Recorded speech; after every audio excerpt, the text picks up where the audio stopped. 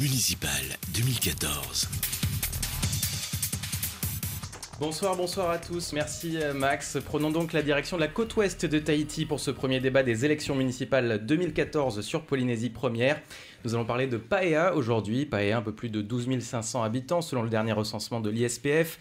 Près de 8 500 électeurs inscrits si on regarde les chiffres des élections territoriales l'an dernier. La population est en augmentation depuis plusieurs années, une population jeune, plus de la moitié de cette population a moins de 30 ans. Et aujourd'hui, 5 listes sont en course pour ces élections municipales 2014. Le premier tour aura lieu le 23 mars. Nous recevons aujourd'hui les représentants de 4 listes en course pour Paea. 2 listes qu'on qualifiera d'orange, celle du maire sortant Jackie Graf et celle de Marcel Tuyani, candidat officiel du Tauera. Une liste Tavini, UPLD et une ATP. Il y a également la liste Paea Tuaia avec comme tête de liste Rose Tapu Tuarei. À Paea, on votera donc avec un scrutin de liste à la représentation proportionnelle, avec des listes sur lesquelles une stricte parité doit être respectée. Et l'enjeu, c'est la réélection ou non de Jackie Graf pour un nouveau mandat à la tête de la municipalité. Jackie Graf, qui est Tavana depuis 1975, il a été élu à 6 reprises depuis, ça fait donc 39 ans maintenant. Nos invités ce soir, Titawa Jokel, Yorana, bonsoir. Bonsoir. Vous êtes 6e adjointe au maire de Paea, vous faites partie de l'équipe municipale de Jackie Graf. Jackie Graf, donc, je le disais, Tavana depuis 1975. Il est également représentant Orange à l'Assemblée et il n'a pas pu participer à ce débat ce soir pour des raisons de santé. On pense à lui. Marcel Tuyani Junior, bonsoir. Yorana. Bonsoir. Vous êtes ministre du Logement, vous êtes porte-parole du gouvernement et vous êtes candidat soutenu par le Tauera Wiratira à Paea. Tony Géros qui vient nous rejoindre, bonsoir. Yorana. Bonsoir, ouais. Vous êtes conseiller municipal, représentant UPLD à l'Assemblée, ancien vice-président du pays. Et vous représentez donc le Tavini et l'UPLD. Et puis Johanna Aura, bonsoir Yorana. Bonsoir. Vous êtes conseillère municipale à Paea et vous représentez une liste d'Atia Polynetia. La première question, elle est donc pour vous, Titawa Jokel. Jackie Graf est maire de Paea depuis 40 ans bientôt. Alors est-ce que s'il est maire depuis aussi longtemps, c'est parce que tout simplement son bilan est excellent, il est bon, on ne peut pas faire mieux? Eh ben, je pense, oui, si la population l'a régulièrement réélu, c'est qu'il a quand même fait beaucoup de choses pour la commune, hein, pour les jeunes, pour les moins jeunes, et pour que la commune soit aussi une belle commune, une commune propre, parce qu'il y a quelques années, quand même, si on remonte dans les années 80, la commune était un petit peu... je dirais, pas en laisser aller, mais enfin, il fallait qu'elle se modernise. Et donc, le maire que nous avons à l'heure actuelle, M. Jackie Graf, a tout fait avec ses élus, bien sûr, avec son conseil municipal. Hein. Il n'est pas tout seul, le conseil municipal.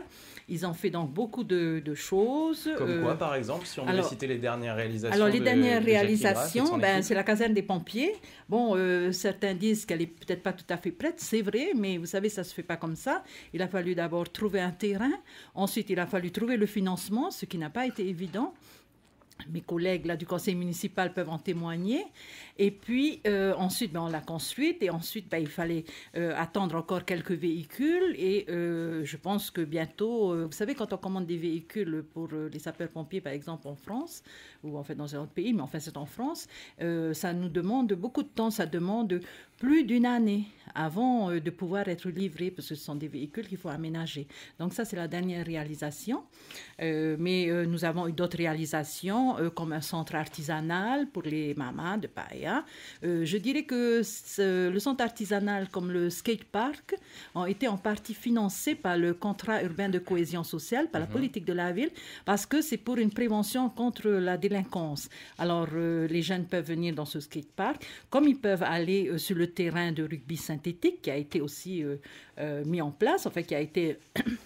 qui est à la disposition des jeunes, qui est à la disposition aussi des joueurs de rugby, et donc des salles de sport, pareil, et ça permet aux jeunes de venir, comme au centre artisanal, les jeunes peuvent venir aussi pour apprendre l'artisanat. Voilà quelques réalisations. Merci Titawa Jokel. Avant de vous donner la parole, Marcel Tuyani, je peux peut-être plutôt passer celle à ceux qui sont déjà au conseil municipal.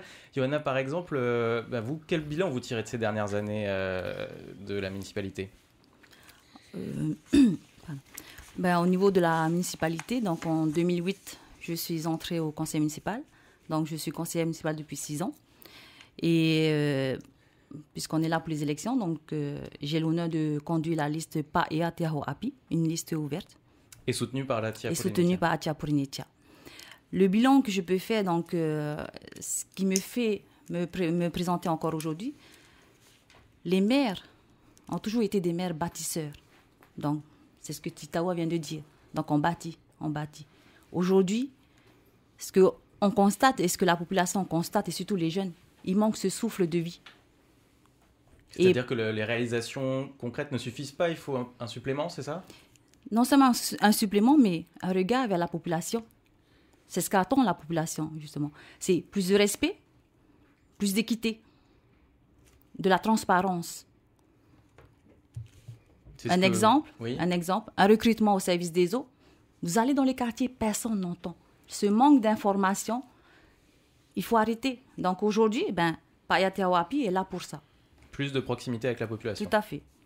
Tony Giros, vous, votre regard, vous qui êtes au conseil municipal depuis de nombreuses années à Paea, quel est votre regard sur la dernière mandature, disons? Voilà, je voudrais tout d'abord saluer mon maire et mes collègues qui sont autour de cette table. Et en fait, ce n'est pas la première fois que je me présente aux élections municipales à Paea. Je dirais que depuis de nombreuses années, jusqu'à peut-être en 2008, rien ne s'est vraiment construit, rien ne s'est vraiment développé dans la commune de Paea. Si ce n'est qu'à partir de 2008. Alors, c'est peut-être notre présence au sein du conseil municipal qui a fait bouger un peu les choses, mais c'est vrai que quand on fait le bilan de 2008 à aujourd'hui, beaucoup de choses se sont réalisées.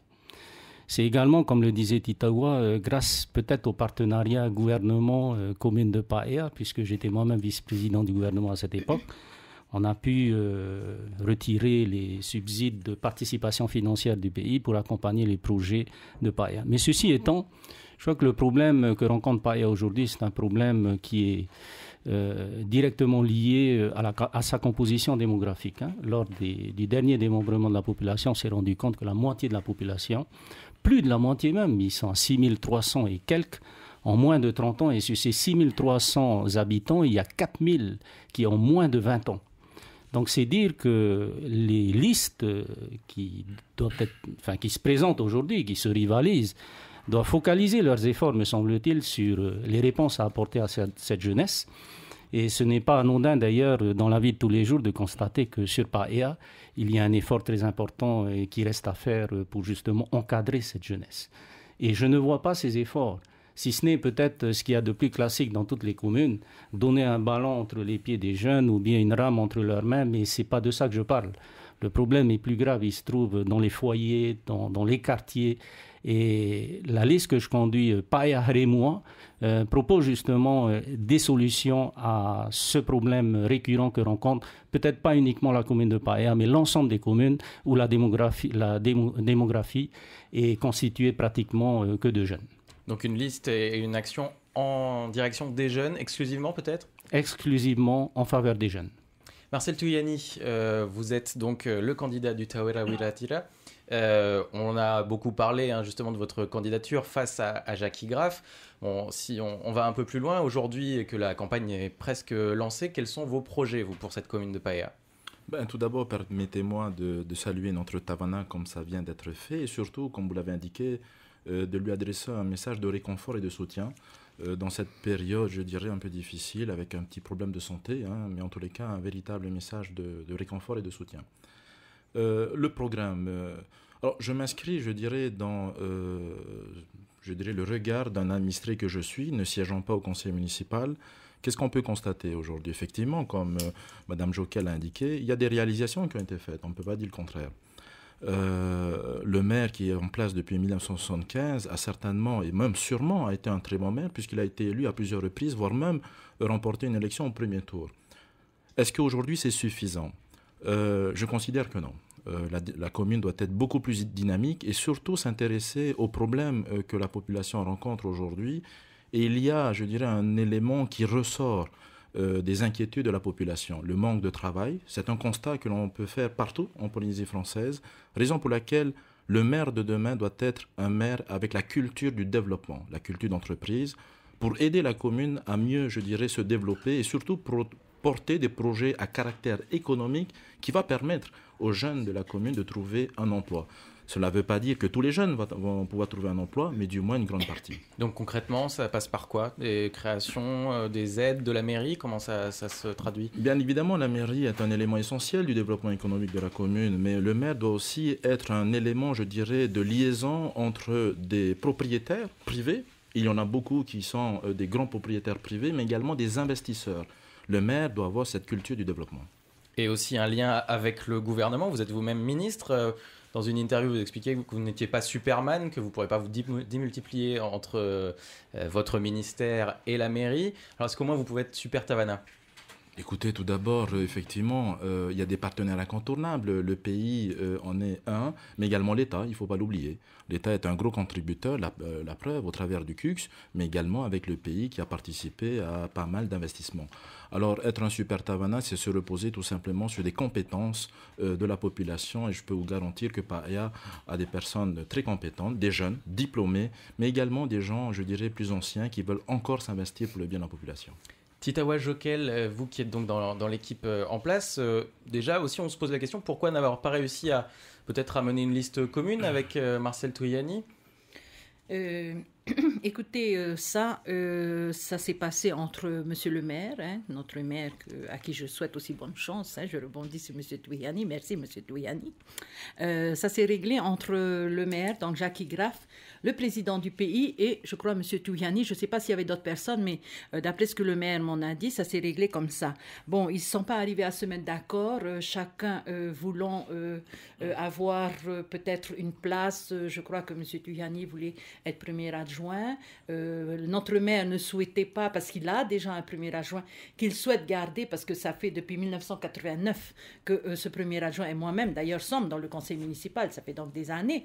Bon, peut-être qu'on n'a pas tout fait ce qu'il fallait, mais enfin, on estime quand même qu'on a fait beaucoup de choses, puisqu'on a quand même été réélus. Et alors, je crois que c'est au niveau de la place de certains qui n'ont pas pu se mettre d'accord. Mais je veux quand même dire, et ce n'est pas une attaque, c'est juste un constat, parce que moi je n'ai pas assisté aux discussions, mais je veux quand même dire que le maire de PAEA est toujours au Tahoeira, et nous aussi d'ailleurs, puisqu'il est toujours le président de la fédération Tahoeira de PAEA, malgré que certains bruits circulent en disant qu'il n'est plus au Tahoeira. Mais enfin, je ne suis pas là pour faire des polémiques. Voilà, alors donc je crois qu'ils ne sont pas arrivés à se mettre d'accord sur la façon de comment se répartir les tâches, mais bon, si c'est vraiment que ça, je pense que c'était pas insoluble. Peut-être on aurait pu effectivement arriver à un consensus. Mais ça, c'est mon avis tout à fait personnel, parce que n'ayant pas tous les éléments, je ne peux pas non plus prendre parti de l'un ou l'autre. Je dis simplement que c'est vrai que c'est un peu dommage qu'on parte comme ça, chacun de notre côté, alors qu'on fait partie d'une... Et pour terminer sur cette question, après on passera à d'autres problématiques, mais Marcel Touyani, 2 candidats orange, est-ce que c'est un de trop? Pardon? Est-ce que 2 candidats orange, c'est trop? Est-ce qu'il en aurait fallu un? Il aurait fallu un, effectivement. Et comme Madame Jokel vient de le signaler, c'est dommage que nous n'avons pas pu nous entendre. Je suis le premier, en tous les cas, déçu de cette situation-là. C'est la vie. Il y a des choses qui fonctionnent bien, comme il y a des choses qui ne fonctionnent pas bien. Je tiens à signaler, effectivement, que Monsieur le maire, président de la Fédération du Tahoeira, demeure membre du Tahoeira. Il n'y a pas de décision contraire par rapport à cela, puisque j'assume également la fonction de secrétaire général du parti. Il n'y a pas d'ambiguïté sur le sujet. On déplore cette situation. Malheureusement, je m'engage dans cette élection communale pour les raisons que je viens d'indiquer. Alors, pour reparler maintenant des grandes questions de cette élection municipale 2014, Johanna Aura, vous parliez donc de la proximité que le futur Tavana devra avoir avec la population. Vous, comment est-ce que vous envisagez ce poste et votre équipe municipale, future équipe municipale, si jamais vous êtes élu? L'équipe que l'on a actuellement, c'est une équipe de jeunes, donc composée de jeunes et de personnes d'expérience. Et cette composition, comme le disait Tony, c'est qu'actuellement, on a 4000 jeunes au sein de la commune. Donc, ils demandent quoi? Forcément l'emploi. Donc, au niveau de la jeunesse, donc il a été, au niveau de notre programme, la création de la mission locale, qui est là pour l'insertion sociale, l'insertion professionnelle des jeunes. Puisque à l'heure actuelle, nous n'avons plus cette maison qui existait. Et les jeunes en ont besoin pour pouvoir être guidés. D'un point de vue associatif, donc au niveau des vies associatives, les associations ne sont pas soutenues comme il se doit. C'est-à-dire que moi-même, j'avais proposé à être bénévole pour pouvoir venir accompagner. Donc, donner, c'est aussi dans la transmission de savoir. Donc, on est là-dedans. Donc soutenir les associations pour pouvoir se créer, pour pouvoir se monter, pour pouvoir monter le dossier, pour pouvoir transmettre des dossiers de subvention au CUCS. Car jusqu'à aujourd'hui, en 2013, aucun dossier n'est passé au CUCS. Donc il y a quelque chose à améliorer là-dedans, c'est ce que vous Tout proposez? à fait. Il faut informer. Les associations ne sont pas au courant de ce dispositif. Donc il faut informer au maximum. Et c'est ce qui manque. La communication, c'est ce qui manque à Paia. Vous disiez qu'il y avait jusqu'à présent des tavernes bâtisseurs, mais que vous vouliez plus de proximité avec la population. Mais s'il y avait des grandes réalisations à faire dans les années à venir, quelles sont celles que vous retiendrez? Alors, sur le plan de l'éducation, donc la création de la piscine communale, puisque bon, pour pouvoir aller à la piscine, nos enfants, nos écoliers, nos étudiants sont obligés de se déplacer à Punavia. Bien sûr, il va falloir créer, comment on appelle ça, créer en fait le patrimoine foncier de la commune. Et à ce moment-là, on met en place un bureau d'études et d'aide foncière, donc qui permettra à la commune d'acquérir ce patrimoine. Et justement, le foncier, on sait que c'est quelque chose qui pose problème dans toutes les communes, évidemment. Comment est-ce que c'est là aussi plus de proximité avec la population pour régler ces problèmes-là? Oui, puisqu'on est contre la spoliation par la commune. Et nous avons notre ministre sur place, donc il pourra nous le dire. Il connaît bien le dossier, voilà. Du logement. On ne peut pas, par contre, servir 2 mètres. Donc voilà, sur quel pied danser à ce moment-là. Nous, en tous les cas, dans la proximité, la mise en place de ce bureau d'études permettra, dans un premier temps, à la commune de soutenir la population. Éventuellement, si on a des propriétaires qui souhaitent vendre, à ce moment-là, que la commune puisse l'acquérir. Donc, on est dans ce soutien. Tony Giros, vous qui êtes donc au conseil municipal, on sait qu'il y a des grandes problématiques qui intéressent toutes les communes, comme la gestion de l'eau, par exemple, qui va donc être une compétence municipale. Donc les municipalités vont devoir s'en charger pleinement à partir du 1er janvier 2016. À Paia, comment est-ce que ça se passe? Il y a, je crois, un problème avec un poste de chloration qui doit se faire sur la commune. Comment est-ce que vous voulez régler, vous, ce problème de l'eau? Oui, ce que je peux dire, c'est tout d'abord que effectivement, aujourd'hui, nous sommes dans une nouvelle ère. C'est l'ère des jeunes. Et donc, la vision des jeunes, le regard des jeunes diffère complètement de la vision qu'on avait, la vision classique qu'on se faisait des maires d'une certaine époque.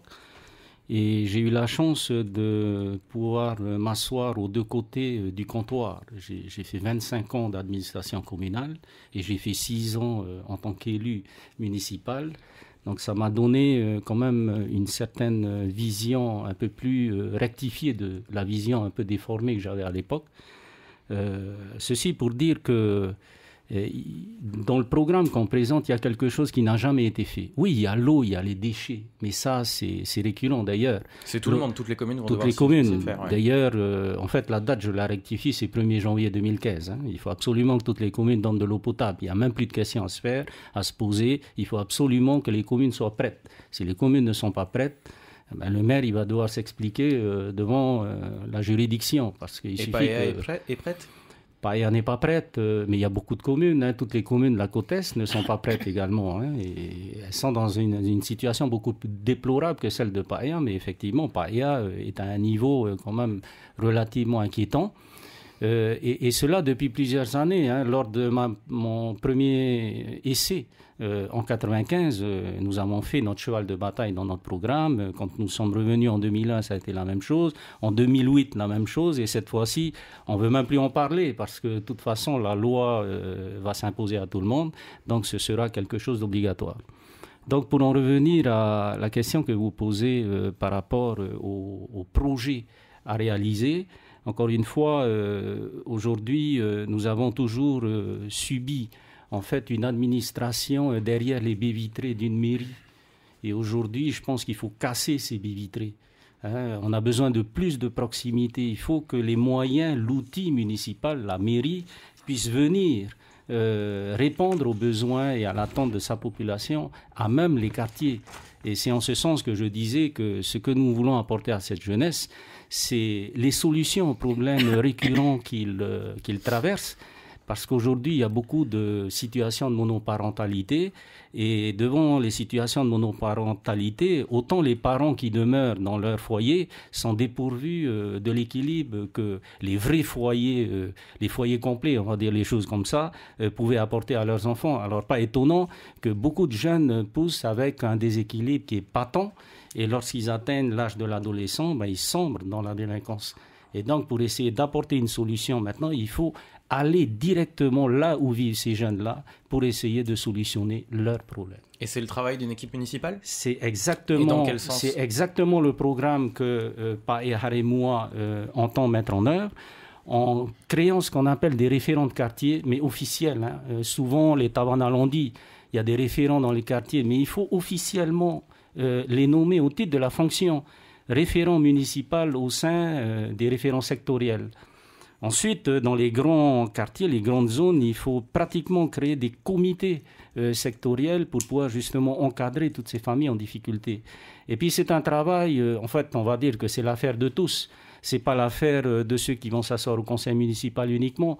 Il faut tirer derrière et fédérer derrière toutes les initiatives associatives, qu'elles soient religieuses, etc. Et il faut absolument que tout le monde s'investisse dans ce travail. Et c'est important parce qu'il n'est pas rare, par exemple à Paea, de voir lorsque une manifestation se tienne, des escadrons de gendarmes venir mettre fin à ces manifestations. Ce n'est pas normal.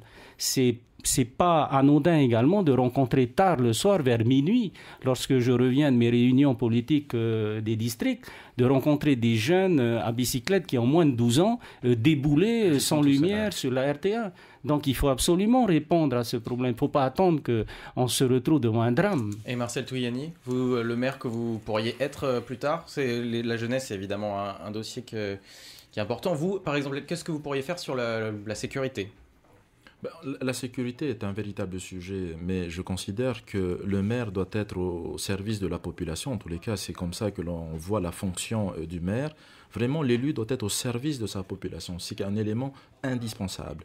Dans le programme que nous allons présenter, le premier sujet, bien sûr, concerne l'implication du maire, des élus et de l'ensemble des agents municipaux. Donc la première mesure consiste à réorganiser la mairie afin que la mairie, avec ses élus et son personnel, soit véritablement au service de la population. La deuxième mesure est une mesure à caractère social. Énormément de familles rencontrent des difficultés, nous l'avons tous évoqué, c'est une réalité à Paea. En 2014, il est indispensable que des maisons ne soient pas encore accordées non seulement au réseau électrique, mais également au réseau d'eau. Nous sommes en 2014 et ça existe aujourd'hui et ces maisons ne sont pas isolées. La troisième mesure est une mesure certainement la plus compliquée. C'est une mesure à caractère économique. Il faut que la commune se développe. C'est indispensable. La quatrième, la cinquième et la sixième mesure concernent la jeunesse, la scolarité, la jeunesse et le sport. Donc on traite au travers de 3 mesures la problématique de la jeunesse dans toute sa dimension. La septième mesure, concerne la sécurité des personnes, des biens privés, des biens publics. Et enfin, le sujet de l'environnement. Je considère que l'eau n'est pas un sujet car c'est une obligation. Ça ne se discute pas, ce n'est plus un sujet politique. Vous parliez de l'économie, du développement économique. Qu'est-ce qu'on peut faire alors qu'est-ce qu'on peut faire concrètement pour développer l'emploi notamment ? Vous savez, lorsqu'on prend par exemple, et j'ai noté que la commune a porté un projet certes intéressant et utile s'agissant du faré de l'artisanat pour nos artisans. D'ailleurs, j'assume également ce portefeuille au niveau du gouvernement. Lorsque je rencontre les artisans, effectivement, ils sont bien installés. Il n'y a pas de problème à ce niveau-là. En revanche, est-ce qu'ils arrivent à développer leur activité ? Le manque de visibilité, le manque de fréquentation ne permet pas le développement de cette activité. Titawa Jokel, vous êtes dans l'équipe de Jackie Graff aujourd'hui, vous êtes sur sa liste pour les prochaines élections. On a parlé donc de toutes les réalisations qu'a fait le Tavana depuis notamment 2008. Et qu'est-ce qui reste à faire dans la mairie et que propose Jackie Graff ? Avant de répondre à votre question, permettez-moi de dire à ma collègue là, du conseil municipal que concernant les associations, il ne faut pas dire que les associations n'ont pas été soutenues. Ça, je m'inscris en faux. Les associations ont été soutenues. Peut-être que les associations pensent que ce n'est pas suffisant. Ça, c'est autre chose. Quant au projet du CUX, je regrette, je suis la représentante de la commune au sein du CUX depuis 1993 et je peux vous dire que les projets ont été suivis. Nous avons un chef de projet dans la commune qui s'occupe des dossiers. Mais tout le monde ne vient pas le voir. Il a donné des informations, ça a été diffusé. dossiers. Donc ça a été donné dans la maison de quartier. Voilà. Et puis, ensuite, il y a des dossiers qui ne sont pas éligibles. Notre chef de projet, il prépare les dossiers. Mais quand ça arrive au niveau de la gestion du CUCS, il y a des projets qui ne sont pas éligibles. Monsieur Giros peut, je pense, en témoigner parce qu'il a été lui-même ministre chargé de la politique de la ville. Et il sait combien c'est dur. Et je le remercie d'ailleurs parce que nous avons pu avoir des fonds débloqués grâce à l'intervention de monsieur Giros quand il était notre ministre de la politique de la ville. Alors, le stade de rugby, le phare et artisanat, tout ça, ça a été fait. Qu'est-ce qui reste à faire pour Jackie Graff ? L'eau. Bon, c'est peut-être pas... mais l'eau, c'est important. Hein? L'eau est source de vie, tout le monde le sait. Donc, il y a l'eau, ça, c'est important. Et nous attendons, c'est vrai, ce poste de chloration. Vous m'avez tous vu, sans doute, à la télé, essayer de démêler l'affaire. Mais bon, on s'est trouvé, non pas face à un propriétaire, mais face à 2 propriétaires. Donc, maintenant, il va falloir gérer ça pour pouvoir installer notre poste de chloration afin de donner une eau de meilleure qualité à la population de Paia. Et ça, on peut régler ce problème, Eh bien, je pense, on essaye tout au moins de le régler, mais vous savez, c'est pas toujours évident. Hein. Moi, je suis allée sur place discuter avec la famille, et quand je suis arrivée là-bas, je me suis trouvée face à une autre personne qui m'a dit « Non, mais c'est pas eux les propriétaires, c'est moi. » Alors, alors quand j'ai dit ça à mon maire, il m'a dit « Mais non, je n'étais pas au courant qu'il y avait d'autres revendications. » Alors, vous savez, c'est difficile si tout le monde se met dans son coin comme ça. Alors, j'ai proposé qu'on se réunisse, mais bon, en ce moment, en période électorale, je ne sais pas si c'est vraiment le moment. Voilà. Et puis, il y a peut-être encore quelques améliorations à apporter. Comme dit le ministre, il y a certainement d'autres choses à faire. Mais concernant la sécurité, si vous permettez, je suis l'adjoint chargé de la sécurité dans la commune. Rapidement, oui. Oui, et donc, c'est vrai qu'on a un problème. Mais je dis que les parents sont responsables aussi. Parce que si les enfants, à minuit, sont dehors, des enfants de 12 ans, c'est la responsabilité des parents. Johanna Aura, justement, sur la sécurité, vous parliez des jeunes. Qu'est-ce qui peut être fait, amélioré pour la sécurité dans la commune de Paia ? Ben, déjà, au niveau de la sécurité, ce qui a été dit... Est-ce qu'il y a un problème de sécurité déjà ? Tout à fait. Donc, puisqu'on voit les jeunes à partir de 23h sortir, donc des gamines qui sont dehors. Donc, ce qui manque à mettre en place, c'est simplement une convention qu'on peut faire avec la gendarmerie, avec le Haut-Saria, de pouvoir revenir, comme précédemment, à 24 heures de service au niveau de la police municipale, qui est source d'emploi. Et c'est ça qui va pouvoir régler au niveau des jeunes. Les jeunes, ils ont besoin de s'exprimer. Où s'exprimer ? On a une salle Manouiti, une salle culturelle. Aujourd'hui, c'est une salle de projection. Et les jeunes ont besoin de s'exprimer. On pourrait faire des concours de graphes sur les thèmes de la commune, donc tout au long. Ils sont actuellement au niveau de la musique, donc DJ. Ça, c'est pas autorisé. Voilà. Donc les jeunes s'expriment autrement. On a les sports. Moi-même, je sais de quoi je parle puisque je suis présidente de la section rugby. Donc les jeunes, à travers le sport, peuvent s'exprimer. Et il faut par contre pouvoir les ouvrir la porte, mais à toutes les associations. Marcel Touyani, le mot de la fin va vous revenir, parce que notre débat en français va bientôt s'achever. On continuera évidemment en langue tahitienne. Donc Paea, vous vous présentez pour le poste de maire. Dans ces élections qui arrivent, justement, comment est-ce que vous voyez cette campagne qui n'est pas tout à fait commencée ? Comment est-ce que vous mènerez cette campagne ? Je mènerai cette campagne, bien évidemment, avec tous les amis qui m'aident et qui m'accompagnent et qui s'investissent tous les soirs à faire en sorte que nous soyons, parce que c'est une campagne électorale, que nous sortons vainqueurs. Mais je mène cette campagne avec détermination, avec honnêteté et sincérité vis-à-vis de la population. Et ce que je demande à la population, c'est de voter non pas pour un maire, mais pour eux-mêmes. Il s'agit de choisir son avenir avant tout. Merci Marcel Touyani, merci à nos invités pour ce débat en langue française. Dans quelques instants, il va se poursuivre en langue tahitienne avec Tita Wadoum qui vous interrogera à nouveau sur les enjeux de cette campagne municipale à Paia. Je vous rappelle que vous pourrez retrouver cette émission sur notre site internet polynésiepremière.fr en podcast et en vidéo. Merci de nous avoir suivis et à bientôt.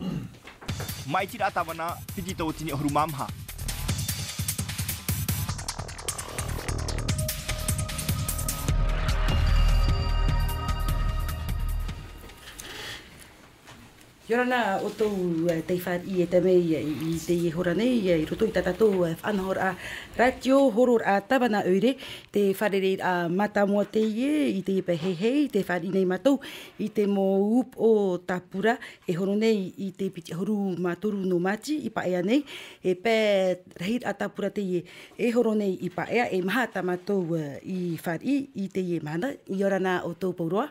Rana. Te tapura a Jackie Graf da Moro, ai ta oia, ai ta te tawana I te mei, I roto pui a tatou, I te pē hei, te whare pei hei, mai te atu pupui. Monohia te tawana a Graf e Jean-Claude Hapir, e mono tawana mata mono pa ea, tia te ie, e ovha no te tawana Jackie Graf. Te vai ato nei, te tapura a taho a huir atira, rat e hia e Marcel Duhani Junior, o Lois Salmon, tatatou manhini, na roto ia I te reo Tahiti. I roto pua toa ia tatou, o Tony Geros, no te tapura amui, e te ienei tapura te pupu ati aporini tia muhia, e Ioana Ura, tra a tatatou mo manhini. Ahuru mapiti, tauatini pe hanere, ahapa atai orane I paea, na vei te ie huir atira, e arat e ananhei, te ie te wira, ta o tau manhini, ta tatou manhini, e tamatai te pahono I te ie horanei, wira matamua. Ia oe, Jean-Claude Hapir ei te tianei oe no te tawana no paea, huru mai wa matahiti I te enei Jackie Graf te moura I te tiar a tawana e ono taime te manar a mai te titau nei I te hitu o te tiar a tawana e ha te tumu ai tate mau tapura ohipa I hope te veinei te mo upuara. Nā mora o pahono e tēnā wira tau e nā roha maru a Polinetia tei. Titau a mea mātou te hei. Ha maru o te mota tuhene. Nō roto toha tāpora oire. Te tāmuira me te hei.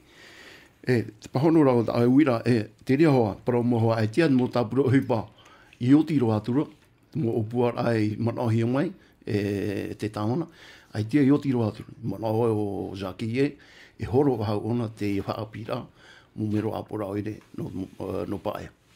Oe Anthony Geros, te mahar a te ie o te teime, oe a titau e te ie parhit a tawana no paea, e aha te mou wahi ta oe te ra e mea e riro I te hamit e hia. Nā mua roa te ina arot atu nei e whaateta pono te arowhai te ie mohoa o te amui to omere tu te wharerira e tēnō atu tātou tawana e tu whare mai. O ia mau te mahar a te ie o te teime e tutawa I te parau no te tiar a tawana. I te mea e rutu I te naono mo teiti eiri e parahei e au I hui te ie tawana e tēnō atu te momero no tāpura ure. Tu I te ra e te tei tawhiwhir a rutu te oror a o te whaaterera I te pēhoara o te rautir ai tāna tapura ohipa no te mea te rei a o te huira atina mi tā oe whahiti ora ti rutu te ui api. Ata anō atu I te parau no te tuer apopo e tēnō atu te tei mo whanau a. Ai tiwo I te mora ea e nenhe ti aturi e matarahaua I te whiwhi o te mo I api rutu tōra tōra ra. Mana ai mātou amau I te tei tapura ui api no te mea te rei a o te momero ni ta au tapura te ui api ana me api mai tei mi ta abrotura. Waupā te mero pāri roa tēnō atu te tei mo mama te tei papa mhāno mātou te mero pāri te tātu ara me api. No tai te rei a tātou te tehi ora atra tamatohi nāro e horo artu I te rima o tō paea, I anene rato e wheruri e ao te no te ui api. Ei te e mana whaapanai, te moru au, te moru hiruia I a horo tō artu I te horo ra, tarara, te mana ona I au ho ti aportita I a whae a maoro o ia ni te tiara, te hi ora api ahau mahe mai rutu I tōna tāna horo whanau ra. I mana e mātou tara, tau te meira a tia a horo artu I te rima a tō pae e mora ea no te pahono ai te autara o tātātou mo I api. Ioana ura te piti a te o te teime oe a horoei te maitir a tawana a teira roa ra oe a horoei raro I te tamaru a te atia Purinitia. O ia mo, nā moroa maruru te whare I rāmei, maruru I a Purinitia tei, e maruru atoa te mauta atai wharumene a tatou. Nā mua hau wau pahono tau pahono ra. Tēnā autu ne wau prau o Ioana te upo huitua. Whaipupuhi a aura. Wa whanauhia wau I paea. Wa paari I paea. Wa rawet uhi pā piti ahuru mataheiti tēnei I paea. E tamari ia wau no paea. No reira I te mataheiti piti tau tēnei wau. I arata e wau tau pupu. Io me roto te apura oire, a ono matheiti tēnei. E mi ta oi hoa prau, i te matheiti, piti tau tēni ahuru mamha. Oia ia te pupu tau arata e atoa, o pa ea te aho api, te turuhi a mai, e te pupu ati apurinetia. Lois Salmon wa maiti oe e turu i tēnei tapura Marcel Tuhani Junior, tapura i te hia i to te tahoera huiratira, e piti o tau tahoera huiratira, e horo i roto i te ure no paea, e ha te tumu oe maiti ei e turu i te whatrehau. E maruru no te uira, e hinaro ne una muaroa e whātai tapo arwhai a tamana. E ha te tumu. I te mataiti piti tautini a huru mapiti, o hinaro o i tue horo whahau. Te re whanhora, no te mea, te rohuira wau, no te ia mana mai ui rut apo rārhei. O mana mai rut apo rārhei, e te rea teime, o te eino hoa wau, o wai te horo. Ta ungona ora o tāwana, e amui raua o Marcel Tuhani. No te mea taho e rā mātou. E imuri mei rā te pātu ira o tāwana ia Marcel, ia tomo i te e tāpura, i te rea teime, e matarame hoa i atu uti ara taho e rā hui rātira. Te ria nā muaro. E matarame i tra whaauti rā, u whaauti wau e tauturu wau i tau tea, ia Marcel Tuhani, no te mea e taho e rā hui rātira, e nā te tomite, whātere o taho e rai hui atira, i whauti te ie te tia, no pae. Roklo te weinei te teiman oin ei te ore a manuia te nei taho e rā, to te taho e rā hui atira i paea. Pahonora te reungi rā tao, i tue pahonora duru tu tohonu rā, te ie ore rā nā tia e taho e. Mi tati tau hau e parora nā tō te reo whanani. Te reo me ara nā tāwana ia, e o pereteni tuenua, me te ea nā rau e tatara roa atu. Te mea rā ta ahina aro rei parau, i roto te ie umeume rā, e piti pupu taho e rā. Te mea rā, tā tāwana i mana, i tōne horo nai niho te horo te ara au taho e rā, e horo ona nai niho tōna te u o tāwana e u mati. Mi te mataiti mea ona te tāwana rā mai. E hap ai te ho e pupu por ti te whao mai roto. Te mea manon eo, u hor ohi a tara mana i roto par a tāwana, houd mai tira. Houd whaini nera te e mai tira. Te nera o tupu tara ai maharora i roto preteni sau whenua e o tāwana. Ai ti tupu. Drahawa parohi ara, mea pea, e piti te ia pupu. Drahawa i tatarahi ara wera, te tiara o Zaki Graf, ona preteni te tomi te whenua, taho era no pae. Te aura, drahawa i parohi ara e piti. Me o te ura tā mātou horora, tō mātou hoa u, tra umati. Ahuru mapiti tauatini te ahapa reit ata i paea te awhar a te rarumai i te huru o te mataiti prutatou e ure e taut area te ie e veine i paea e ha te mo opuar a te apur a ure i te mahana. Mo opuar a te whaiti ara aru e nā tō tātou uira nā tō te rowhanani pā no te tu aro. Manon ewo ua whaanohi a te rea whaanora. Ua inenea, e te werea te opuara no te ono mo teiti, e hare mene. E whaanoho ahoia, no tata tō mo whea api. Parau no te hupa, manon ewo me huru, na hea parau nā, me huru whiwhiri ipa. Parau a tui a te whea api e roa te hupa. Te rea te mea e whiruri. Nā tu e parau e te rea pupu e roa, ora whaanhotu e pā, e tapura o hipa nā te whea api. Ai tu e mana o e matara. E matara pā, me i hara i roto te i ono mo tei. Te mea rā tāhin aro rā e hamaruru, e ore rā e titau. Ia tauturu mai tau whenua, e matara tara tapura o hipa. Me tauturu hia mai e tō tātou tā e a Tōni, te mo tapura o hipa i roa hia mai e te oire. Te tau hatere mai e tō tātou tā e o Tōni, i te whenua, koro amai te mo tauturu, te amaruru, tēnei, te tiaturi o ara mātou, te e whatere rapi, ia tauturu tō mai, no te ora a, no te mai te rāt whea api. Hou tātou ui te man o Tony Geros, Ioana oe taurearea oe, ha te mo wahi paruparu ta oe i tēnei, i ninhe hamit e hei te urino pa ea nā te ui api. Te prau hoaia no te i roto i te oire, no te prau no te ui api, prau i ame, prau i no te hupa. Hare i rato i hea. I roto i te whare oire, ai te wahi ninhe whare i a rato, no te hamini no ata rato mo api. I hare nā oe i mua te ata no te tepume ia oe, e tito ia oe e piti. E piti te CV e te lead motivation. I roto i tō mātou oire, ai te ria whanhora. Nā te mou taati rai whaitoito. No te turu atu tā rato mou i api. A teia. Te e ta mātou tāpura, ia whaohipa ia te ho e pia, no te whāri, te e mo ui api, me te pau hinaro rato i hare te roro, ni eisho te roro wira no te hare atu e hi oi te seifi, te warai ane te uhipa, ia whaari hi a rato. Te rai e te promatama. I roto e te pā au no te parurura, tātou mo ui api, no te mea, i hare nā oi pae, piti ahuru mātoru, te hora piti ahuru mātoru, haeroa e pupu i onu, ai te mutu i whahau. O e tara overene, ta tātou mo i api, pro mau, e hupatara nā te mitua. Nā tātou rai tauturu te mitua, nā muaroa, pa anho te te mo prau, nen hei tauturu te mitua. Nā tātou atu a tauturu te mo i api, e whahare, no te mea, ia overene, ai te au hare hia. E roto ta au tātira, no te mea, e perete tinio, no te pupu whahoru pupu no manura, mau horu, o te mau atahauti, whea ui api ne. Te mo bra, e mitua tāne. Ai te ohipa.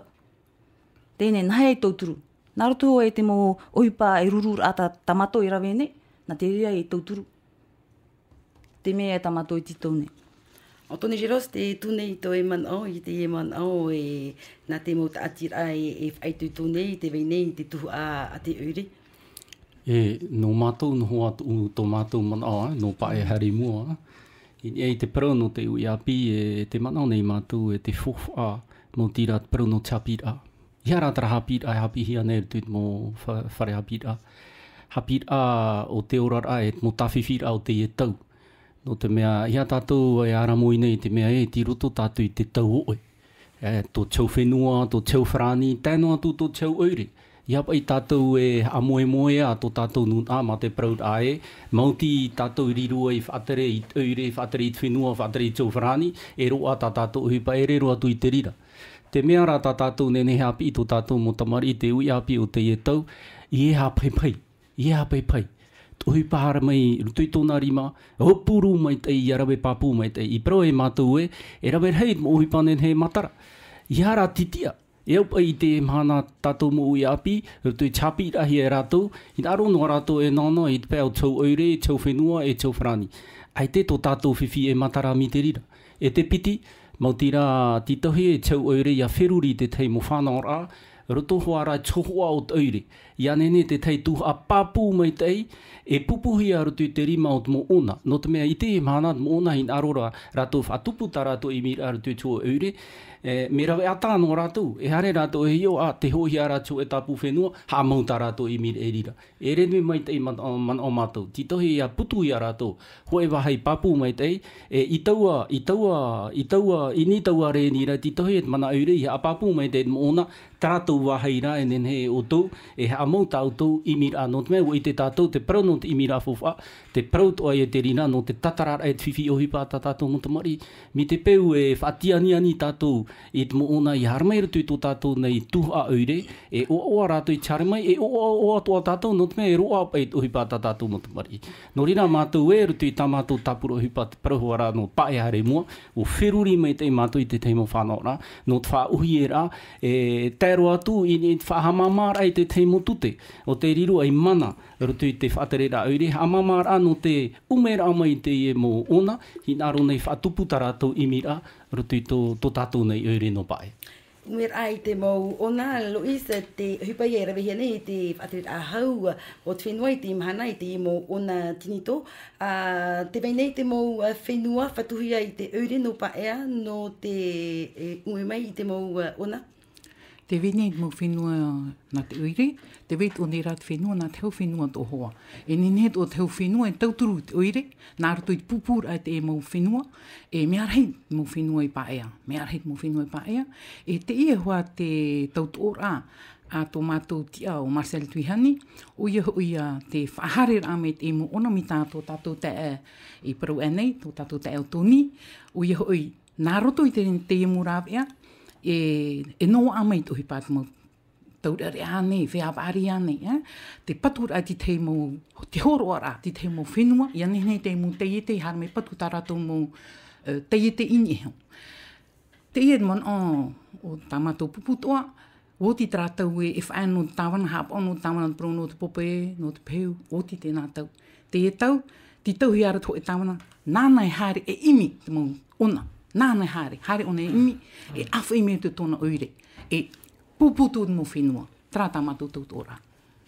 I nei te prau o te papeu, i te hia ho e tawhiwhira i Orowero, te prau ia o te ene whenua, e te prau o te pape maaro, mai te mea rā, e te prau o te whenua i papu mai te mahana, te mua i te ture, e rea nei. Te rea ho. Nā raro pahono nā mua tera rono whahare mei mara te e te rapa, Te mataiti o honu mātoru, te tupura au mei te matai heia. I roto te whanhor a tot eure, Breu pe prongo d'aménagement général, te wahai e whanhau hia, I mono hia, o Orowero. Ka mohia mi trauru zone industrielle mea I o Epunot ua. Muri mai ra, e tia mai e ata whatu whenua, whanau mai tō rato orara, I whaea I tara whanau ra. Promo ai te whenua tō eure, I pae. Ai te whenua e whatuhia te eure, ai te hoa whenua. Te mea e whatuna, e ho mai te eure te mō whenua. Ene, tara parau e hani te mea tau whenua tauturu mai. Nene, tēnei rā, i te tātou tau whenua, tira tōna whanau ra, te horo ra, te whare nhoa. Te ria, e ria pātawhiwhi I te e te whenua oro mai, tuha a whenua tō eure, no sā maura, te e mō te ete. Te parau no te pope, parau moho, I te tātou tera whanau ra, nā rato mai tātou apata teata, te tāwhiwhi ra, mō whatu whenua. Ua ho mai te eure, te e whenua, I te hoa e whatu, e hepu. Ua ti te tāri mohe mara parau paura no tēra, te te me hamatahi ai te hupa a airia, te whatu mātāmua te ara mai e, te mahana patahia mai tera hoa nā tō tātou apata teata, a te whauru a mai ne hoe. Maruru, te prau o te pape Ioana, e whiwhirei I paea? Prau whiwhi hua te rira, te mea tono na au e roto te moaroa, e prau mhe wa rātou te prau no te pape. I hatu ai no te pape no te o te pape, no te ofau rātoa te pape. No te mea, ua mara te tuha amuni no te pape te ima teiti. Te hinaro rāwo e hare meni shotara prau no te imu te ite, me te pau I hare me roto. Te umana ora, nā mua roa, te e tapa ia te hau api prau ne, hare pei tātou whawha. Roto noa to tātou oire, no te mea mea arawhi, tā tātou mo ui api. No te mea roto to tātou oire, I roto I te prau te hiru atumu, o pā ea, mea e oire hotu, toi o te mare ata, te I mare araurhau. Wha ohipa, tā mui a tātou I te teiti se I turism. Nā rātou I awhai mei te maur atira. Nā rātou I awhai mei te mau rātere, te hare mei tauturu te mau, nai pone, tāta rau ai hooni tā rātou wana I te pēpromu.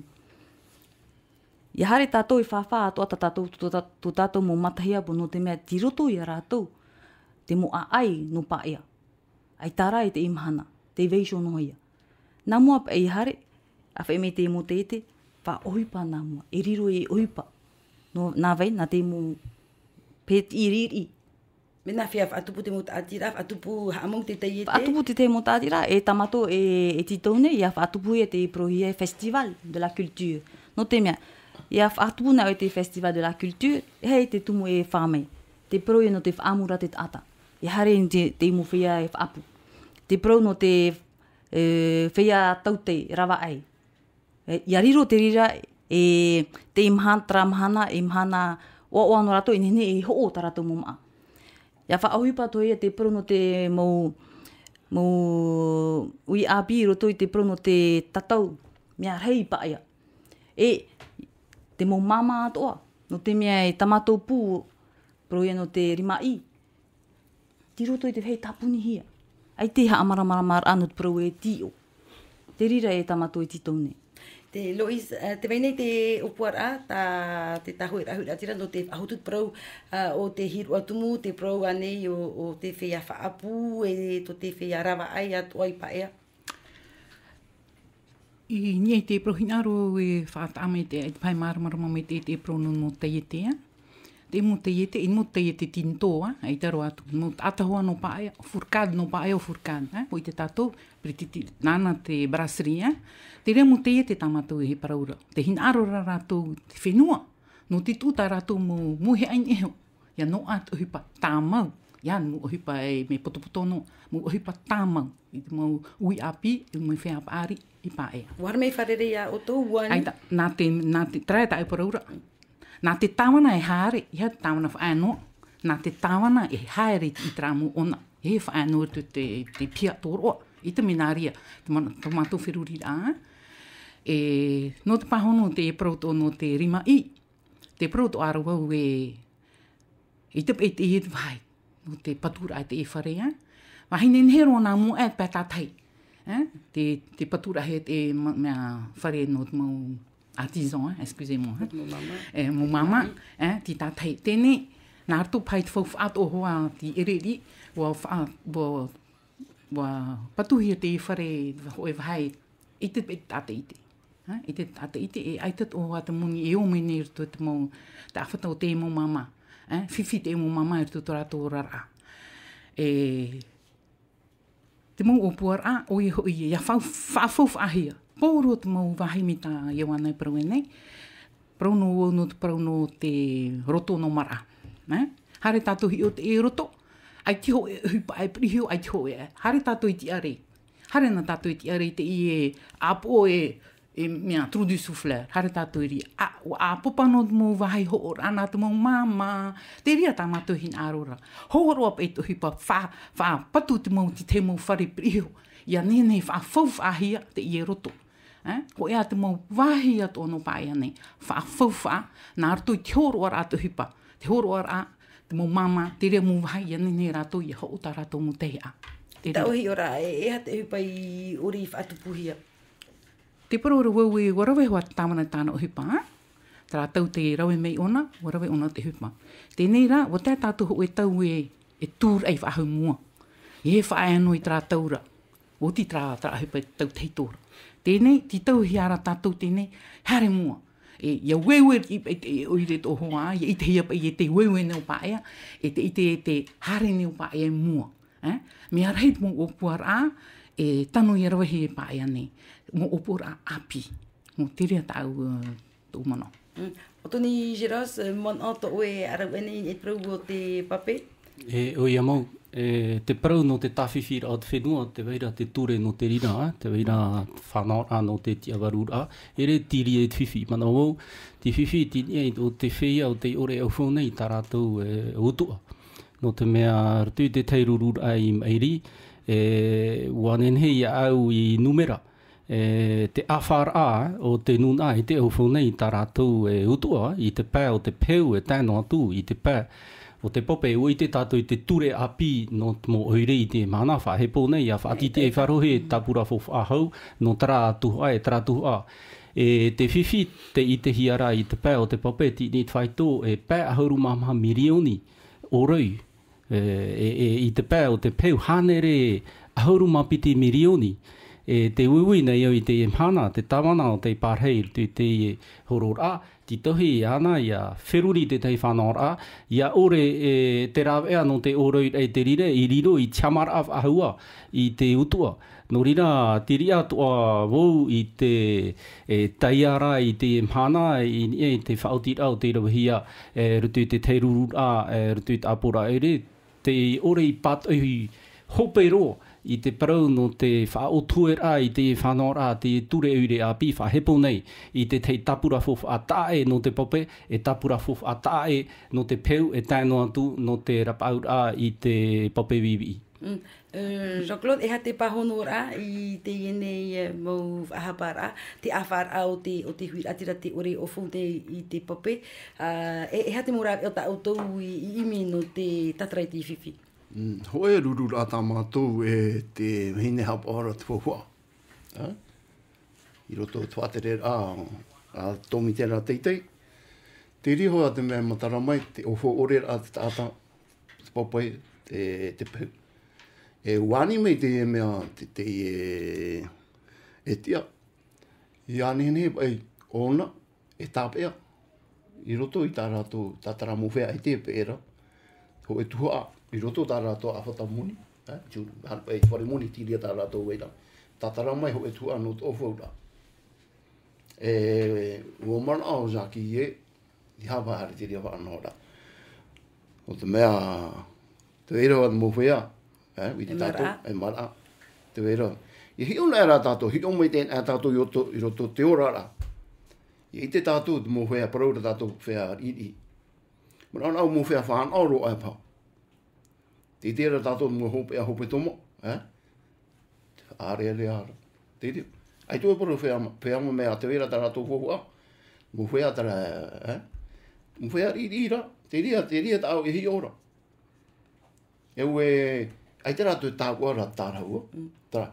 Iwana imi at mūrawia te hapapu de Jean-Claude ia ofo te ata I tā rātou mautu ai pehio, tā rātou mautute pehio I te whare uire. E hatua te wahi e ninhe hami te ehe I te rirapa.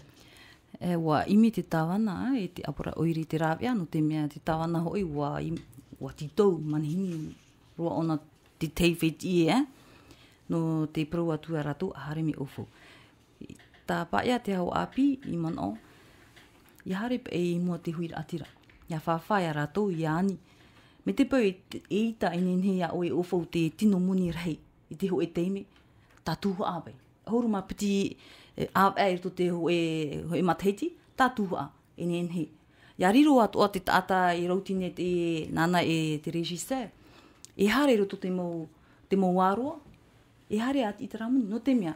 Te whiwhi o te huira atira I hana me ruto I te whare oiri. Hei te pere o. E tātou whae anoa nei ti e nei. Nā tātou e hare, nā tātou hina au te imuni, nā tātou e hare ati. Wha anhoa rā te teitapura, I roto te hoi awe, Ia hare te tāta, I roto I te rapia ohipa, e hare ati, e prau. Luis, mano, in ai te whiwhi, no pa ai nā au titau e utua api, e topa in ai te mau tawana, I te matheiti, titau hia e fof amuni no te arat ai te mau opuara, nāwhia e tatara te whiwhi tute o te ore ofohia e ho e pau te huiratira. Nā roto hoa I te hare ai wharere. I fo hare wharere tu utua whare. E rawe ho e tapuro he papapu me tei, e te mau mero maiti ane, ore rā te mau whiarawe ohi pāne, e no te hare ai wharere, e titorotoro toho ai e mara ane, ore rā I te ane mara, te veto ara te mau tāta, e te mara te ora rā, me whiwhi roto rātou ora rā I te teime. E nene he tot apo rā uire, e whaauti ho e whaauti rā e, I te pai e nene he whaau ufu te ie utua whare. Nene, mi peu rā e ai te whawhahia, ai te hari e hio, ai te toha ia te apora uire e ite. Nā whia I tatara te me hare wharere tino roa. E te ria wharere tino. Me te mea te awhar a te aura, e ono tau a tini utua whare te ie o te aita te tute e pene. Hare wharere tino me tano rā maura, te ie pe tapuro hipa. Nā te eta, nā te... nā tresor te uhipa, nā teufrani te uhipa, tēnei mitpeu e te hin arora o no to oe oire. No to oe oire ia o mai te imoni, e te hoa ia oe to hoa, ia hare I titau mai.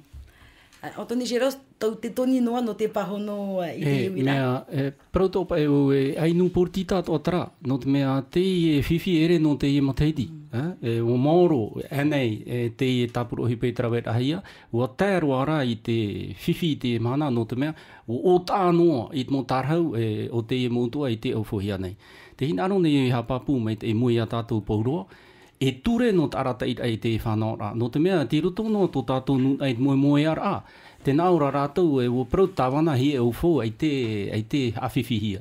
Te prau turo e piti no utie ta te I e whaine ta to tātou ta e whahiti ora. E raru ait mana o te tomitera teitei, no te hare ra e ti te e utua, ai ti e ufo hi atura. E tai mai ra hoa, e tai mai hoa. E tai mai hoa, iha pātei mo teiti, iha te teitu mo teiti, iha te teia mo teiti, e tai mai ra ra. No rira te prau turo āra mai te e huru ainu. Ia tātou e pe noa, no te mea ia o tāno, e te pe aha. Maruru mei te uhoperoa a tēnei whanahor a tatatu, anu te i horor a tāwana. Maruru ia o tūmha te pahonor a Yamato. Te weinei te ienei whanahor a rachuna tatou, ini a I te tahua natirara a porinitia tei, ia me te utoparhei. Mai tira tāwana, piti tō tini oru mamha.